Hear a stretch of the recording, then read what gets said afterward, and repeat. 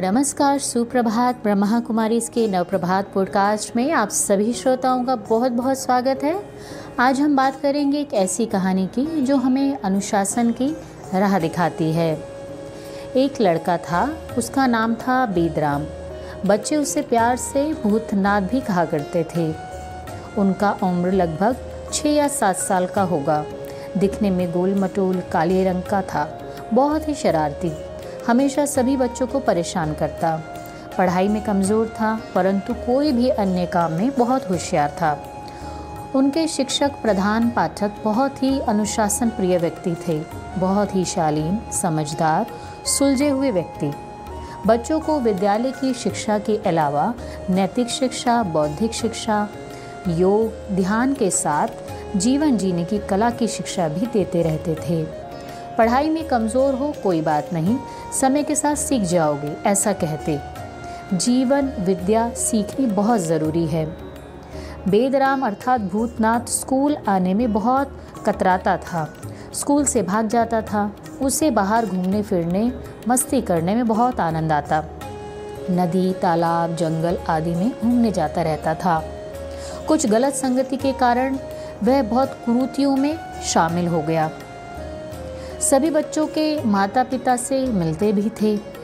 उनके सुख दुख सभी एक दूसरे से साझा करते थे। उन्हें और उनके परिवार के लोगों को अच्छी अच्छी बातें भी बताया करते थे। सामाजिक बुराई, नशा जो है किसी भी रूप में हमारे घर परिवार को बर्बाद करती है। शारीरिक, मानसिक, आर्थिक विकास में बाधा भी डालती है। हमें इनसे बचना चाहिए इत्यादि बातों पर वो जोर दिया करते थे। बहुत दिनों के बाद एक दिन बेदराम स्कूल आया। तब सभी बच्चों ने उनकी बुरी आदतों के बारे में उनके प्रधान पाठक को बताया। पहले तो प्यार से पूछा, उनको समझाया, डांट भी लगाया, कुछ सजा भी दी, उन सभी बुराइयों से बचने को भी कहा।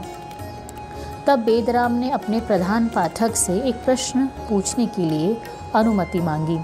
सर जी, अगर नहीं डांटेंगे तो एक प्रश्न पूछूं? पहले तो प्रधान पाठक घबराए, पता नहीं क्या पूछने वाला है। इज्जत का सवाल है और बाल हट प्रश्न भी होता है। फिर भी उन्होंने अनुमति दे दी। बोलिए। तब उन्होंने बड़ी मासूमियत से पूछा, सर जी, हम लोग अगर देरी से स्कूल आते हैं तो हमें डांटा जाता है, नशा करते हैं तो डांटा जाता है, मारा जाता है और गुस्सा भी किया जाता है। लेकिन छोटे गुरुजी कभी कभी देर से आते हैं और गुटखा भी खाते हैं, तब उन्हें कुछ नहीं बोला जाता।